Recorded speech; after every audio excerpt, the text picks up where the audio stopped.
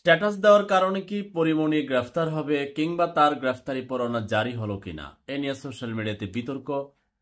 তিনি টাঙ্গাইলে একটা ব্যবসা প্রতিষ্ঠান উদ্বোধনের জন্য 2-4 দিন ধরেই অনলাইনে ঘোষণা দিয়ে আসছিলেন। তার বিপরীতে 92% মুসলিমের দেশে আলেম সমাজ প্রতিক্রিয়া জানিয়েছে এবং কর্তৃপক্ষ তাদের সেই প্রতিক্রিয়া সাদরে গ্রহণ করে পরিমণিকে সেখানে না যাওয়ার জন্য জানিয়ে দিয়েছে। পরিমণি যায়নি।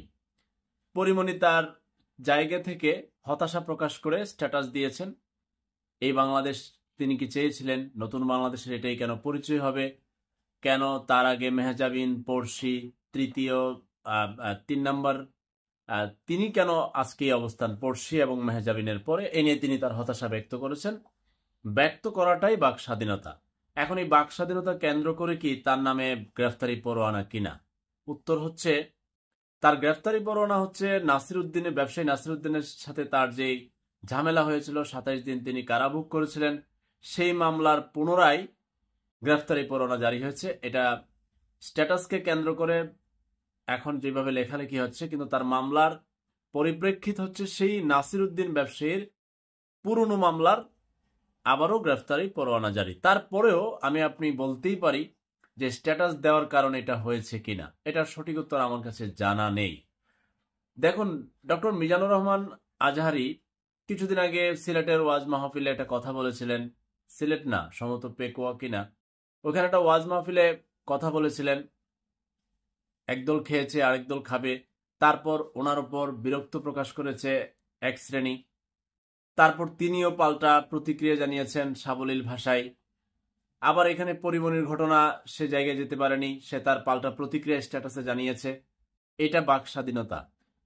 এখানে আপনি যখন ক্ষতিগ্রস্ত হবেন কিংবা রাষ্ট্রের কাছ থেকে বিরূপ আচরণ পাবেন, রাষ্ট্রের মানুষের কাছ থেকে পাবেন, একটা শ্রেণীর কাছ থেকে পাবেন, আপনি আপনার হতাশা আপনি সেটা স্ট্যাটাসে করতে পারেন, ভিডিওতে বলতে পারেন, লিখিত পত্রিকার ভাষায় দিতে পারেন, যে কোনো জায়গায় আপনি ব্যক্ত করতে পারেন, সেটা কেউ যেন বাধা না দেয়। এখন আবার অনেকে লিখছে যে বাক স্বাধীনতা আর নোংরামি এক জিনিস না। পরিমণি আজকে যে সাংসারিক জীবনে তার বাচ্চা কাচ্চা নিয়ে যে জীবনে সে চলছে, তার অতীতের জীবনটা এরকম ছিল না। সেই জীবনের তার অনেক অন্যরকম পথ চলার ভিডিও, অন্যরকম ভাবে তার জীবন, এটাকে সবার নজরে আছে। তাই এখন কোনো শোরুম, কোনো দোকান, কোনো জায়গায় এলাকায় যেতে উদ্বোধন করতে গেলে ওখানকার স্থানীয় মানুষ, লোকালয়ের মানুষজন বাধা কিংবা মনে করে যে তাকে ছাড়া অন্য কাউকে তো আনা যায়। এখন দোকান উদ্বোধন করতে গেলেই এই মেয়ে শিল্পীদের লাগবে, ভাইরাল মেয়ে শিল্পী লাগবে, এছাড়া অন্যরা সমাজে আছে, ওদেরকে দিয়েও তো করানো যায়। তখন কিন্তু আর ওই বাধা বিপত্তি আসবে না। ঢাকার বুকে যখন মেহজাবিন ধরেন, পড়শি বলেন, পরিমণি বলেন, ওরা যখন নানান উদ্বোধন অন্য কিছু করে ফেলে, তখন ঢাকার মানুষ আধুনিকতার ছোঁয়ায় ওইখানকার এত কিছু না থাকলেও, ওইখানকার মানুষ তেমন একটা বাধা তৈরি না করলেও, এখন টাঙ্গাইল কিংবা একটু প্রত্যন্ত অঞ্চলে আপনি যাবেন, একটু অন্য জেলাতে যাবেন, তখন সেখানকার মানুষ প্রতিক্রিয়া দেখাতে পারে। সে প্রতিক্রিয়াটাও সহজে নেওয়ার মনে হয় সঠিক হবে। আর পরিবহনের স্ট্যাটাসকে কেন্দ্র করে তার এই গ্রেফতারি পরোয়ানা, ওইটার সাথে এটা সংযোগ নাই, কিন্তু মানুষ বলছে, তাতে আপনি আবার বাধা দিতে পারেন না। তাতে বাধা দেওয়াও তো তার স্বাধীনতা, বাক স্বাধীনতাকে নষ্ট করা। আমরা চাই এমন বাংলাদেশ, যে বাংলাদেশে সততা থাকবে, সাম্যের বাংলাদেশ থাকবে, দুর্নীতি থাকবে না, ঘুষ থাকবে না, দালালি থাকবে না, খপ্পরবাজি থাকবে না, অন্যের বাক স্বাধীনতা হরণ করে নেবে না, রাজনৈতিক প্রতিহিংসা থাকবে না। খুব বড় একটা ব্যাপার রাজনৈতিক প্রতিহিংসা। একজন রাজনীতি করে সে তার মতো করে ধরেন সরকারি গঠন করলো, তার পরবর্তীতে সে কোনো কারণে ব্যর্থ, সে নেই, জনগণ তাকে চায়নি, পরের রাজনৈতিক দল সরকার ক্ষমতায় আসলে তার উপর প্রতিহিংসা পরায়ণ হয়।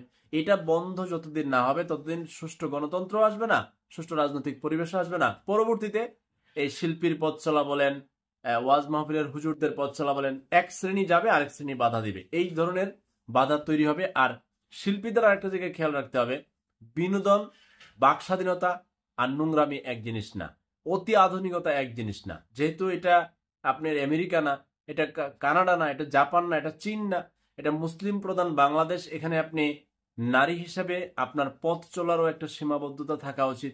তার মানে এই না আপনাকে ঘরে রেখে দিচ্ছে, আপনার একটা সামাজিক দায়বদ্ধতা কিংবা একজন মুসলিম নারী হিসেবে যেভাবে পথ চলা, আপনার সেই দিকেও আপনার একটু নজর থাকা উচিত। সকল নারীদের উদ্দেশ্যে সম্মান রেখেই বলছি।